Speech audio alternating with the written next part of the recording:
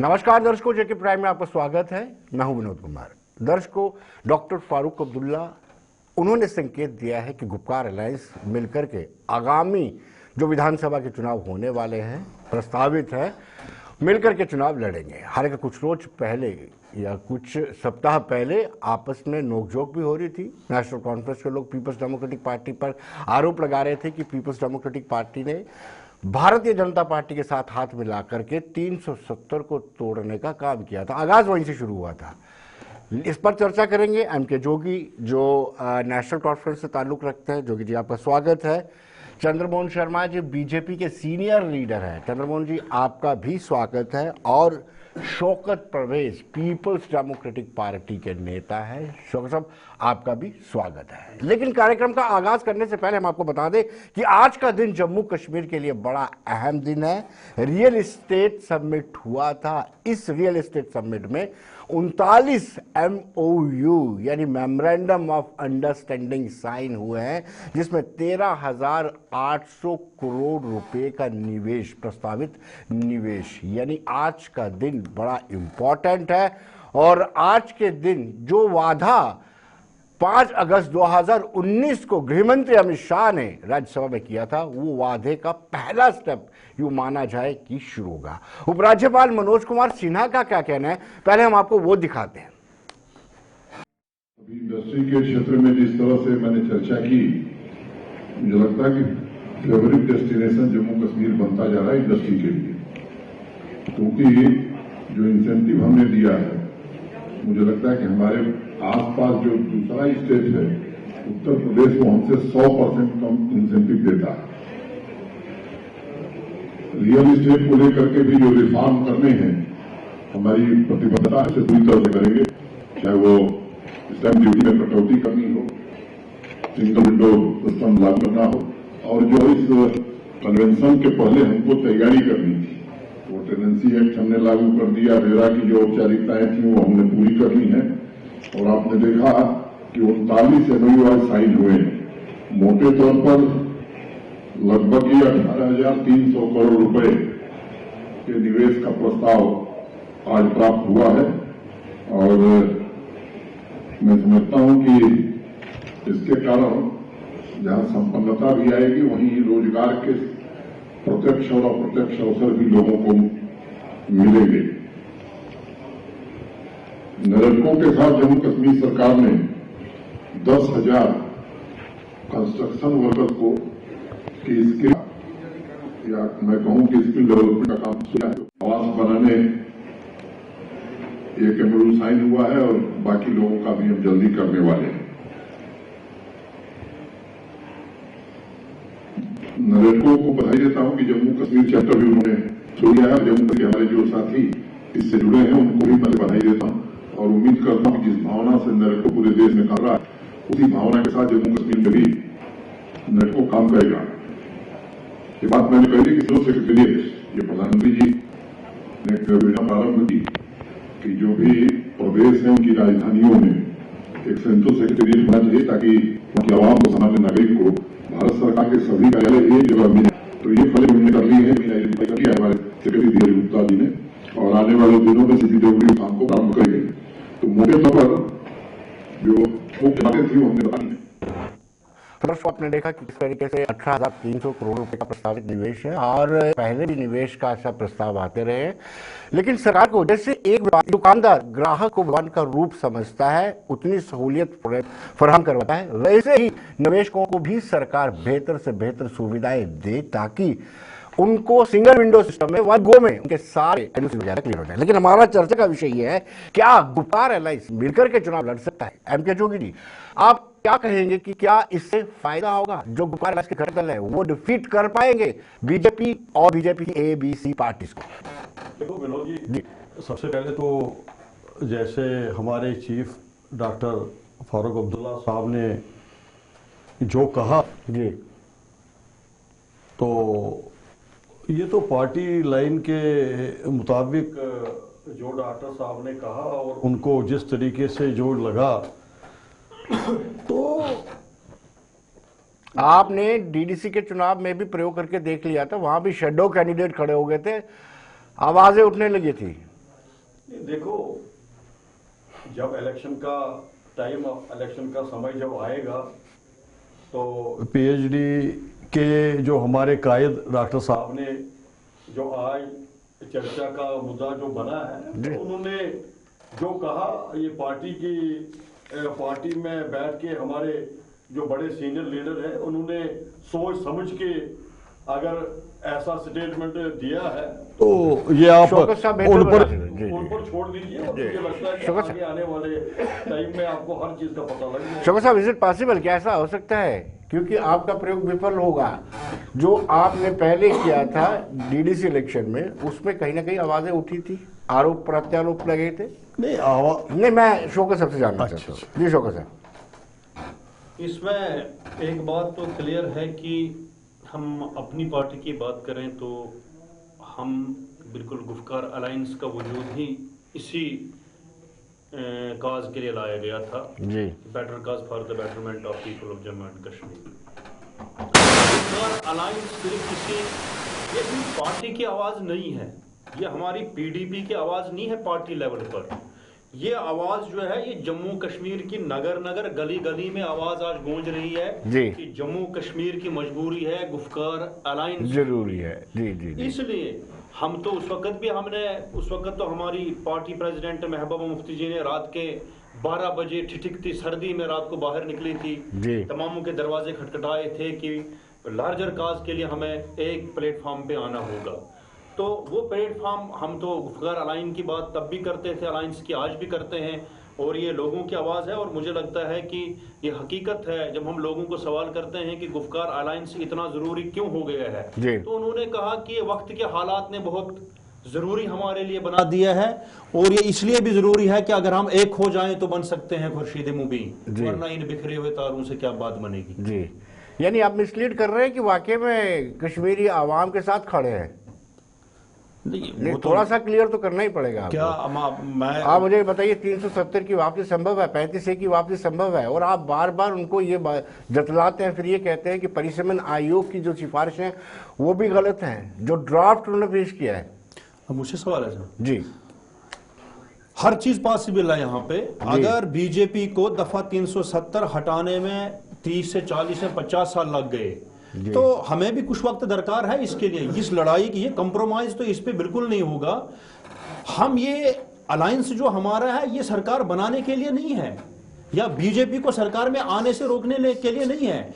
ये लड़ाई जो है, ये जो हमसे छीना गया है, ये ताकत का इस्तेमाल हमने एक सिंगल प्लेटफॉर्म को इसलिए हमने इस्तेमाल करना है क्योंकि आज कश्मीरियत का सवाल है, जम्मू कश्मीर के लोगों का सवाल है, हमारे हुकूक पर डाका डाला आपने गया है। फिर कश्मीरियत की बात की, जम्मू कश्मीर का जिक्र नहीं किया, तभी तो आप पर ये आरोप लगता है कि 6 सीटें अगर जम्मू को प्रस्तावित होती है तो आपको क्यों तकलीफ होती है, तकल्लुफ क्यों होता है? नहीं, मैंने जब कश्मीरियत की बात की उसके बाद आपने जम्मू कि कश्मीर का ही, मैं तो खुद जम्मू डिवीजन का आदमी हूँ जी, मैं तो प्रिंस, लेकिन आपकी मजबूरी है, आपने अपने आकाओं को देखना होता है ना। आका की बात नहीं है, देखिए हमारी पार्टी की ये मजबूरी नहीं है कि इलेक्शन लड़ने के लिए हमने प्लेटफॉर्म एक बनाया है। इस वक्त हमारी मजबूरी यह है कि जम्मू कश्मीर के लोग जो चाहते हैं, क्या हम प्रैक्टिकली उस गुफ्कार अलायंस को अमली जामा पहना सकते हैं या नहीं? क्या आज तक हम सिर्फ बयानात और ऐलाना तक ही महदूद है गुफ्कार अलायंस? नहीं, ऐसा नहीं है। लोगों का यही मानना है कि भाई इसको आपने प्रैक्टिकल शेप देनी है, अमली जामा पहनाना है, और जो बात हम कर रहे हैं स्टेजों पर, दफा 370 की हो या 35A की हो, हमें एक ही चीज, हमें अपने आप पर भरोसा है। हाँ, it will take a long time. Chandramohan ji, आपको क्या लगता है कि अगर ये गुफ्कार अलायंस मिलकर के इलेक्शन लड़ता है तो वाकई कहीं ना कहीं झटका आपको भी लगेगा, बीजेपी को लगेगा, जो बीजेपी 50+ का नारा दे रही है? मुझे अपनी बात कहने से पहले एक छोटी सी बात मैं सुनाना चाहता हूँ जी। गुरु नानक देव जी भ्रमण करते करते किसी गांव में चले गए जी। उस गांव के लोग बड़े बुरे थे, आपस में लड़ते थे, लोगों के साथ मिसबिहेव करते थे। तो गुरु नानक जी ने उनको आशीर्वाद दिया कि आप सब लोग इकट्ठे रहो, भाई भाई की तरह रहो, बाहर मत जाओ, मिलजुल के रहो। मैं भी ये चाहता हूँ कि गुफ्कार गैंग मिलजुल के रहे और फले फूले फूले। और दूसरी बात यह है कि ये तो गैंग बनना ही, सॉरी अलायंस तो बनना ही था, क्योंकि इनको बर्दाश्त नहीं हो रहा था कि जम्मू को 6 सीटें। आप बीच बीच में गैंग भी बोलते हैं। नहीं, अब नहीं बोलूँगा। जी जी जी। जम्मू को 6 सीटें मिल गई, ये सहन नहीं हो रहा। भाई आपका क्या गया है, आपको तो 1 सीट एक्स्ट्रा मिली, आपकी कोई सीट कम नहीं हुई है वैली की। अभी भी 4 सीटें ज़्यादा है इनकी। हाँ, तो इनको मतलब तकलीफ ये बात हो रही है, तकलीफ इनको ये हो रही है कि रिफ्यूजीज़ को भी अब रिप्रेजेंटेशन मिल जाएगी शायद नॉमिनेशन में, ऐसा इनको लग रहा है। और शेड्यूल कास्ट, शेड्यूल ट्राइब्स को एम्पावरमेंट मिल रही है। तो ये इन्होंने अपने जो इनका नया कश्मीर का मैनिफेस्टो है उसमें रिजर्वेशन किसी को नहीं दी हुई इन्होंने। तो ये रिजर्वेशन किसी को देना नहीं चाहते। और फिर सबसे बुरी बात जो हो गई, जिसके कारण ये इकट्ठे हो रहे हैं, पंचायत के भी इलेक्शन हो गए, BDC के भी हो गए, DDC के भी हो गए, तो ये तो सहन नहीं कर सकते थे ना। सारी पावर हमेशा इनके हाथ में रहनी चाहिए। अब ये जो डिलिमिटेशन आई है तो सोच समझ के विशेषज्ञ लोग बैठे थे और इन्होंने 2011 के बेस पे डिलिमिटेशन की है। और 2011 की दुनिया जानती है कि वो फॉल्स प्रोजेक्शन थी पॉपुलेशन की कश्मीर की, उस पर ही मनसर होकर किया ताकि कश्मीर के लोगों को ये ना लगे कि कोई नई वो कर रहे हैं, सेंसिस कर रहे हैं। तो उसी सेंसिस में किया है और सोच समझ के किया। और 5 पैरामीटर जो हैं लेड डाउन जो है रिप्रेजेंटेशन पीपल्स एक्ट में, सबका ध्यान रख के उन्होंने की है। तो मैं समझता हूँ कि उनको ये लगा कि ये पहले जैसी डिलिमिटेशन नहीं हुई, वैली को इसमें उसकी हैगीमनी बना के रखनी चाहिए थी, तो उस कारण ये इकट्ठे हुए हैं। तो ये इकट्ठे हो गए हैं तो अच्छी बात है, लेकिन मैं ये कहूँगा कि कश्मीर के लोग अब इसकी तरफ नहीं देख रहे हैं।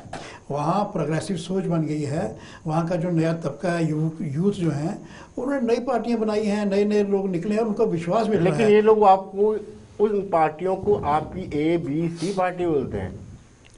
नहीं, पता नहीं B-C क्यों बोलते, B तो हम है ही हैं खुद ही, भारतीय जनता पार्टी। अब इनको आती है ABZ तक, तो ये कुछ भी नाम ले लेंगे इनको। सर अगर ये B है तो मैं जानना चाहता हूँ A कौन सी है? ए नहीं, B है, सिर्फ भारतीय जनता पार्टी, तो कुछ है ही नहीं। ए से तो ए आपका अलायंस है तो रहेगा नहीं, उसके बाद B से स्टार्ट होगा। आप मतलब आप अपनी पार्टी का जिक्र करना चाहते हैं सर? मैं जी नहीं सर, ए से अपनी पार्टी नहीं, मैं देखिए आप जो ए से बोलते हैं तो अपनी आगे नहीं पार्टी का मिलेगा, मतलब नहीं है। वहाँ B से काफी स्टार्ट पार्टियां होगा। वजूद में आ रही है जी। जब कोई पार्टी वजूद में आती है वो नजरियात की बुनियाद पर आती है। उसका नजरिया क्या है? वो एक डॉक्यूमेंट तैयार करती है, लोगों के बीच में लेती है। आपका नजरिया है सिर्फ और सिर्फ जम्मू को अपोज करना। पार्टियां अगर वहाँ वजूद में आई है तो आपका PDP का असल मकसद है, गुपकार अलायंस का असल मकसद ये है कि आपने कहीं ना कहीं जो जम्मू है उसको अपोज करना है, जम्मू के साथ डिस्क्रिमिनेशन करना है। अगर 6 सीटें मिलती है तो मुझे नहीं पता है कि किस एंगल से कश्मीर को नुकसान हो रहा है। मैं सर सबसे पहले ये जानना चाहता हूँ, आपने पिछले डिबेट में भी इस चीज़ का इकरार खुद किया, ये आपका बड़ापन है कि अभी हमारे एडवोकेट साहब ने कहा कि 2011 के सेंसिस को मद्देनजर रखकर जी ये जिक्र पहले प्रोसेस जो हमने शुरू किया है। इससे पहले तो इन्होंने 2011 के सेंसस को हमेशा सिरे से खारिज किया हुआ, सिरे से खारिज किया।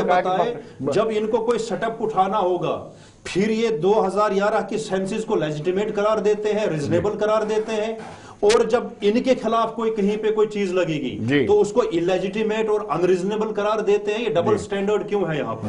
सबसे पहले डबल स्टैंडर्ड तो यही है ना। अगर आज से पहले 1 या 2 महीने पहले वो इलीगल था, वो फेक था, फोन था, तो आज वो कैसे रीजनेबल जस्टिफिकेशन ये दे रहे हैं 2011 के? मैं जोगी जी से जानना चाहूंगा, आप बड़े परेशानी से कहते हैं कि इलेक्शन जल्दी होना चाहिए। अगर हम 2021 का इंतजार करते हैं, 2021 के, लेकिन लड़ाई हमारी कंटिन्यू रहेगी। 2021 के सेंसिस पर इंतजार करते तो बात 4-5 साल और पीछे जानी थी। तो एक तरफ आप भी कहते हैं, हम भी चाहते हैं कि डेमोक्रेसी बहाल हो जल्दी से जल्दी, इसलिए 2011 हालांकि वो फास्ट प्रोजेक्शन पर बना हुआ है, तो फिर जल्दी करने के लिए जमहूरियत की खूबसूरती ये नहीं है सर, जमहूरियत की खूबसूरती ये नहीं है कि एक जोगी जी को मौका नहीं मिला। जोगी जी आप हमें बताइए, आप भी जम्मू प्रोविंस से वोट लेते हैं, सीटें मिलती हैं आपको, पीर पंचाल से सीटें मिलती हैं, चुनाव वैली से सीटें मिलती हैं। जब आप इसका विरोध करेंगे तो किस मुंह से वोट मांगने जाएंगे? विरोध खुल्ला विरोध किया जा रहा है, पनिशमेंट के ड्राफ्ट का विरोध कर रहे हैं। विनोद जी, सबसे पहले हमारे सीनियर जो चंद्रमोहन जी जो हमारे BJP से हैं, और अभी इन्होंने बहुत सारी बातें कही। हम ये नहीं कहते हैं कि हमने ये कहा था कि डिलिमिटेशन कमीशन जब बना और बनने के बाद हम चाहते हैं कि कॉन्स्टिट्यूशन के मुताबिक 2011 के सेंसस के मुताबिक जी जो जितनी सीटें जो आप देना चाहते हैं आप आंखें बंद करके जी। दीजिए, हमें इससे कोई एतराज नहीं है। दे दी ना लेकिन उन्होंने। लेकिन लेकिन इसमें जो हमारे पीओ के रिफ्यूजी भाई या कश्मीरी पंडित या बाकी जो वर्ग रह गए हैं, और जम्मू को जोगी जी आपके मुंह से शोभा नहीं देता है। आपने इतने साल हुकूमत की, वेस्ट पाकिस्तानी रिफ्यूजी, वाल्मीकि समाज, गोखा बिरादरी, सब के सब असहाय और मानव अधिकारों का आनंद करते हैं। हम तो कहते हैं कि वो भी बीजेपी ने जो बड़े बड़े कश्मीरी पंडितों के ऊपर जो राजनीति या पीओ के रिफ्यूजियों के ऊपर जिस तरीके से जो राजनीति, ये बार बार उनको जिस तरीके से आश्वासन दिया गया था, आज बाकी वर्गों को, बाकी लोगों को छोड़ दिया। और ये इलेक्शन कमीशन जो बना था, ये हमने बार बार पहले भी यही चीज कही थी कि सबों के हित के लिए सभी जो रीजन है उनको सबको कॉन्फिडेंट में लेकर जो 2011 के मुताबिक जो सेंसस है उसके मुताबिक आप सीट शेयर तो दीजिए, और वो भी कॉन्स्टिट्यूशन के मुताबिक जो जितना जिनको मिलता है आप उनको दीजिए, इससे कोई एतराज नहीं है। आज भी हम कहते हैं, लेकिन जब इन्होंने डीडीसी की बातें की और जो 2014 की बातें की कि पावर की बात इन्होंने की, मैं चंद्रमोहन जी से ये कहना चाहता हूं 2014 में अगर हमें बीजेपी के साथ सरकार बनानी होती तो तब भी हम पावर में आ सकते थे, लेकिन हमने कहा कि हमें अवाम ने अपोजिशन में रखा और हमने सरकार में नहीं आए। और जिन लोगों के साथ जिनके साथ आप लोगों ने सरकार बनाई उनके साथ तो आपने जम्मू कश्मीर लद्दाख के आप गुप्कार अलायंस सुनी के साथ चला रहे हैं, सुन लीजिए, गुप्कार अलायंस सुनी के साथ चला रहे हैं, आपको दिक्कत आ जाएगी।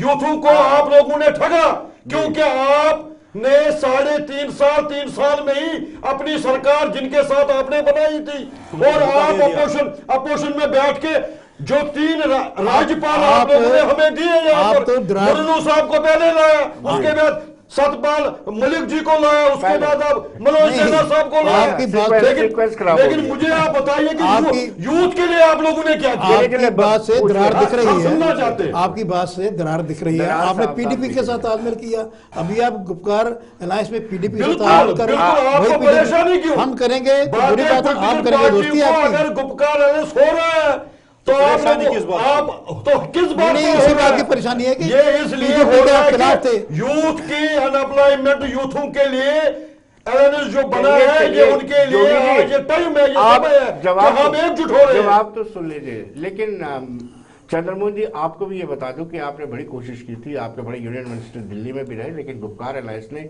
भले ही शैडो कैंडिडेट भी खड़े किए हों, लेकिन आपको बड़ा डेंट डाला था कश्मीर में, ये मान के चलिए आप। तो अगर इस बार ये विधानसभा के इलेक्शन में मैं इस सच्चाई से कभी इनकार नहीं करूंगा कि कश्मीर में हमारी एंट्री नहीं हुई है। हम 2 सीटें ली हैं, पंचायत में भी हमारे लोग जीत के आए हैं और बीडीसी में भी जीत के आए हैं, ये हमारी एंट्री है। हम पहले कश्मीर में नहीं थे, ये सच्ची बात है, इसमें कोई बात नहीं है। फिर भी हमारी एंट्री हुई है, उसके अंदर हमारी एंट्री उसमें हुई है और धीरे धीरे आगे बढ़ रही है। आप देखिए बीजेपी के इतने इतने बड़े प्रोग्राम होते हैं, ऐसे हालात में भी जब हमारे कार्यकर्ता मारे जा रहे हैं, गोलियों से भूने जा रहे हैं, उसके बावजूद भी इतनी संख्या में पार्टी का झंडा लेके लोग श्रीनगर के पूरे बाजारों में निकलते हैं। तो ये कश्मीर में जो तब्दीली आ रही है, मैं समझता हूँ कि इनको भी वेलकम करना चाहिए। अकेले क्यों बैठे हुए हैं? तब्दीली कौन सी है? देखिए सर, एक और चीज है, अभी एडवोकेट साहब ने एक चीज कही कि कश्मीर में और भी बड़ी पार्टियां जो इस चीज को वेलकम करते हैं, डिलिमिटेशन प्रोसेस को। मुझे ये बताए बीजेपी के अलावा कौन सी पार्टी है जम्मू कश्मीर की जो इस डिलिमिटेशन डॉक्यूमेंट को वेलकम कर रही है? प्लीज सिंगल पार्टी में जानना चाहता हूं कौन सी पार्टी है। अगर कश्मीर से कोई पार्टी इसको वेलकम कर रही है तो मैं जानना चाहता हूं ये जिन पार्टियों के एक जो उम्मीद लगाए हुए बैठे थे कि वहां से ये कुछ करेंगे, आज तो उन्होंने भी इस डॉक्यूमेंट को रिजेक्ट कर दिया है। क्यों करेंगे, क्यों नहीं जनाब? क्योंकि लोगों के साथ वहां नाइंसाफी हुई है। मैं तो जम्मू में 6 सीटें मिली, हमें खुशी है इस बात की, मिलनी चाहिए, लेकिन मैं जानना चाहता हूं कि ये जस्टिस टुवर्ड्स वन रीजन क्यों है? Kashmir is also a part of, अगर यहाँ 6 मिली तो वहां भी आप 4 एक कर दो, फर्क कौन सा पड़ता है? आप अगर 6 सीटें 7 बढ़ा सकते हो तो आप भी तो 10 भी बढ़ा सकते हो। अभी आपका जो अलायंस में दरार साफ नजर आ रहा है। योगी जी ने जो कहा कि हम चाहते तो पावर में आ सकते। नहीं, इसने ऐसी बात नहीं कही। योगी साहब ने कहा और क्या कहा? योगी साहब का क्लियर है। इसने आपको ये कहा कि भाई बीजेपी के पावर के भूखे, अगर हम पावर के भूखे होते तब बीजेपी के साथ 2014 में भी हमने सरकार बनाई होती, लेकिन हमने सिरे से किया था। एक मिनट विनोद जी, मैंने कहीं भी नहीं कहा कि आप पावर के भूखे हैं, लेकिन लोग जानते हैं कि आप पावर के भूखे हैं। मेरे कहने की जरूरत नहीं, मैं ये कह रहा था, इन्होंने कहा कि आपने कहा कश्मीर से डिलिमिटेशन कमीशन को वेलकम किया। बाकी बात छोड़िए, फारूक साहब ने जब एमपी के साथ एमपीज के साथ उनकी मीटिंग हुई तो उन्होंने सेटिस्फेक्शन शो की अपनी, और वहां का और ये भी कहा जोड़ के कि बाहर जाके मत कहना ये जो कुछ अच्छा हुआ है, आप चाहे मुकर रहिए, ये रिकॉर्डेड है, ये रिकॉर्डेड है। पीडीपी की बात छोड़िए, बाकी की बात छोड़िए, बिल्कुल बिल्कुल कहा ये बात बाहर में जाए,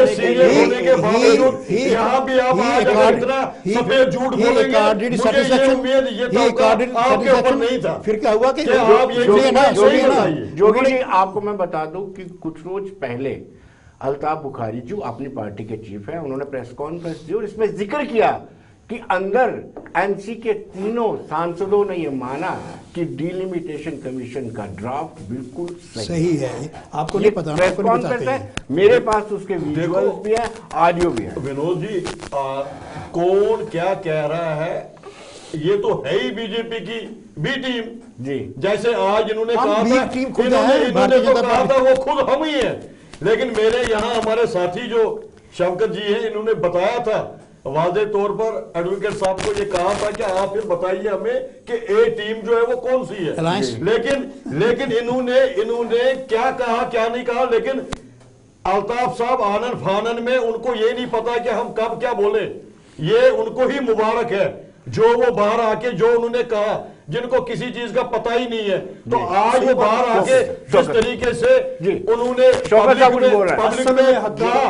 लेकिन आपको ये पता होना चाहिए, जब हमारे तीनों एमपी जब जम्मू आए, जो पीएचडी के हैं, इसको डॉक्टर साहब की रेजिडेंस पर जो प्रेस कॉन्फ्रेंस होगी, उन्होंने साफ तौर पर पब्लिक डोमेन में भी सारी चीजें रखी। योगी साहब आपकी ट्रेडिशन है, टोटली भेदभाव है, आपकी ट्रेडिशन है, दिल्ली में कुछ और बोलते हैं, जम्मू में कुछ और बोलते हैं, मुस्लिम को भाइयों को लड़ाना ये अब नहीं चलेगा। कितनी देर चलेगा? चलिए, योगी साहब ने एक बात बड़ी अच्छी कही, मुझे ये बताया, जम्मू कश्मीर में नहीं अलायंस तो दूसरी बात है, सच बोलना कोई जुर्म नहीं है। जब हम सच बोले तो हम देशद्रोही हो जाते हैं। जम्मू कश्मीर में रीजनल पार्टीज की बात करें तो पार्टियां तो दो ही है जिनका वजूद है, जिनका एक्सिस्टेंस है, that is NC and PDP. ये पार्टियां जो है, बुखारी साहब की पार्टी ले आते हैं आप, या सजाद गनी लोन साहब की पार्टी, ये तो एक नारा दिया है इन्होंने, जिनको आप ज्यादा रिकमेंड करते हैं और जिनको ज्यादा आप बूस्ट करके लोगों के सामने जो कोई पार्टी वजूद में आई है। इलेक्शन जब नजदीक होगा उस दिन पता लग जाएगा कि जम्मू कश्मीर के लोग क्या चाहते हैं। उन्होंने आज पीडीपी और एनसी को, ये लोगों की आवाज है कि भाई आपको अलायंस करना है, वरना हमें बेवकूफ मत बनाओ। अलायंस यहां पे होके रहेगा। रही बात, अभी अगर आप ये कह रहे हैं कि भाई पीडीपी और बीजेपी का अलायंस हुआ था, जम्मू से लाई थी बीजेपी ने सीटें, कश्मीर से पीडीपी ने लाई थी, लोगों का मैंडेट था, उसका एहतराम किया था। फिर बीच रास्ते में नहीं, मुझे बताइए ना, फिर बीच रास्ते में मोदी जी का एक नारा है, सबका साथ सबका विकास, उसके साथ दूसरा बड़ा खूबसूरत नारा है, बेटी पढ़ाओ बेटी बचाओ। मुझे बताए, इनका उस वक्त रिटर्न डॉक्यूमेंट था कि 370 और 35A को सरहद खाने में डालना है। और उसके बाद हम जम्मू कश्मीर की तरक्की की बात करें, इन्होंने सल्फ नाजुक, महबूबा मुफ्ती किसी की बेटी, किसी की बहन, किसी की बच्ची, उस सल्फ नाजुक के साथ इन्होंने धोखा करके दफा 370 को हटाया और 35A को हटाया। मुझे बताओ, इनके आईना दिखाना था, दिल्ली में बैठ करके महबूबा मुफ्ती ने कहा था कि अगर 370 में छेड़खानी होगी तो ही तिरंगा उठाने वाला कोई वही तो आज हालत है जम्मू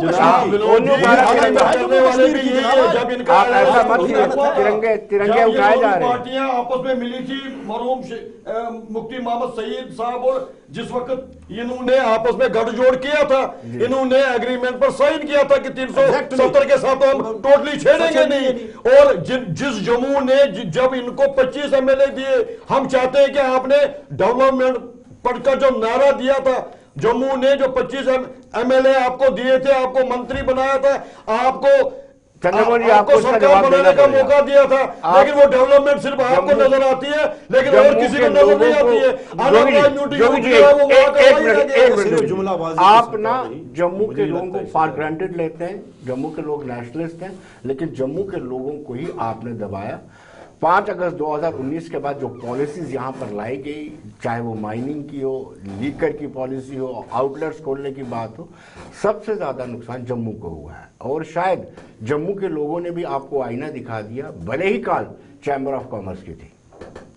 मैं ये कह रहा था कि अभी हमारी डिस्कशन शुरू होने से पहले आपने MOU की बात की, इतनी बड़ी इन्वेस्टमेंट लाई है, इससे पहले भी लाई है और आगे भी लाएंगे। ये प्रस्तावित इन्वेस्टमेंट है, प्रपोज्ड इन्वेस्टमेंट ऐसे ही होता है। शुरू में तो प्रपोज ही होता है, बाद में उसमें प्रैक्टिकली शेप भी मिल जाती है। स्टार्ट तो ऐसे ही हुआ। तो इससे फायदा किसको हो रहा है? पूरी रियासत को हो रहा है, जम्मू को तो हो ही रहा है। तो जम्मू के लिए बहुत कुछ हो रहा है। जम्मू आज पहले जैसा दिखता ही नहीं है, और इतनी अच्छी सड़कें हैं, इतनी अच्छे यहाँ प्रोजेक्ट बने हैं, तो ये जम्मू को ही लाभ हो रहा है, रोजगार भी जम्मू के लोगों को मिल रहा है। अब ये जो बेरोजगारी का नारा है, ये तो पूरे हिंदुस्तान में चलता है। इनको लगता है खाली कश्मीर में बेरोजगारी है, जम्मू में बेरोजगारी है, लेकिन जम्मू वाले गान नहीं उठाते। जनाब, जिस इतनी बात सतपाल है। मलिक जी को लेकिन आपने सब लाया, जगह मुन्नू साहब को आपने लाया, उसमें क्या 50,000 नौकरियां कह के गवर्नर तो लाएंगे ही, गवर्नर तो लाएंगे ही। चाहते हैं कि वो 50,000 नौकरियां जो है वो कम से कम जम्मू कश्मीर के यूथ को तो मिलना चाहिए। हम कहते हैं कि उसका जवाब दीजिए आप। जम्मू के लोगों को आप हमें ये बताइए, आप कह रहे हैं कि गुप्कार अलायंस मिलकर के इलेक्शन लड़ेगा, आपका फेस कौन होगा? महबूबा मुफ्ती ने तो मना कर दिया, वो इलेक्शन नहीं लड़ेगी जब तक। हमारा फेस इस वक्त अगर महबूबा मुफ्ती ने इनकार कर दिया है तो डॉक्टर फारूक अब्दुल्ला साहब हो सकते हैं ना जी। वो पार्टी का एक अपना है, वो कल फेस कौन होगा वो उनका, वो जो टीम ऑफ गैलेक्सी वहां पे बैठी है अलायंस साहब नहीं होंगे तो उमर अब्दुल्ला भी हो सकते हैं। पार्टी का अपना है, हम छोटे आदमी हैं, हम उनके बारे में we can't comment about that thing. लेकिन हमारा यह है कि गुफ्कार अलायंस होगा, ये लोगों की आवाज है, आप घबराए नहीं। गुफ्कार अलायंस क्लीन स्वीप करके देगी आपको पूरे जम्मू कश्मीर में, चाहे वो खिताई चुनाव हो, जम्मू में आप वोट कैसे मांगेंगे? 6 सीटें मिलने के बाद आप इतना विरोध करते हैं, तो जम्मू में किस मुंह से वोट मांगने आएंगे? सर, जम्मू में जो लोग कल तक ये दफा 370 और 35 के हटने पर जो लोग जश्न मना रहे थे, आज सुबह आपने देखा स्टेटहुड वोट के लिए कितना बड़ा प्रोटेस्ट हो रहा है जम्मू में, कल भी हो रहा था। वक्त के साथ साथ लोग रियलाइज करेंगे कि हमने खोया क्या है, तो यहां से भी एक मूवमेंट चलेगी कि 370 और 35 में ये वापस करो, क्योंकि वो डिफेंड सिर्फ कश्मीरियों को नहीं कर रहा था, वो सर आपकी लैंड को कर रहा था। आज आपको जवाब देना पड़ेगा। आप तो लैंड सर यहाँ आप लोगों में नाराजगी लगातार बढ़ती जा रही है। नहीं, वो कौन सी लैंड को डिफेंड कर रहे थे? सारे कब्जे, जंगल सारे कब्जा कर लिए थे, स्टेट लैंड पे कब्जे कर लिए थे रोशनी के नाम पर। लेकिन किस लैंड को वो बचा रहे थे? किस लैंड को बचा रहे थे? और अब जो आपके कब्जे छुड़ाई हैं चीजें, वहां पर आ रही है। आपका फेस कौन रहेगा? क्योंकि उमर अब्दुल्ला भी बोल चुके हैं, डॉक्टर फारूक अब्दुल्ला की एक एज है। देखो, अभी तो आप आगे आगे देख लीजिए होता है क्या। अभी ये बैठेंगे आपस में, अभी तो स्टार्ट है, अभी तो शुरुआत है। और ये शुरुआत जो है, आम हमारे जो सहयोगी, हमारे साथ जो मेरे सीनियर हमारे जो भाजपा जी के जो चंद्रमोहन जी जो शर्मा जी हमारे साथ बैठे हैं, मुझे लगता है कि इनको घबराना नहीं चाहिए। और मुझे लगता है कि पिछले साल अगर 25 MLA जम्मू ने दिए थे, इस बार मुझे लगता है कि 10 या 50 पर ही सीमित रहेंगे। 50 बार यहाँ भी समय का अभाव है। आप हमारे कार्यक्रम में, चंद्रमोहन जी आपका भी बहुत बहुत शुक्रिया, शौकत साहब आपका भी बहुत बहुत शुक्रिया। तो दर्शकों, आप बने रहिए देश दुनिया की खबरों के लिए और मुझे दीजिए इजाजत। नमस्कार।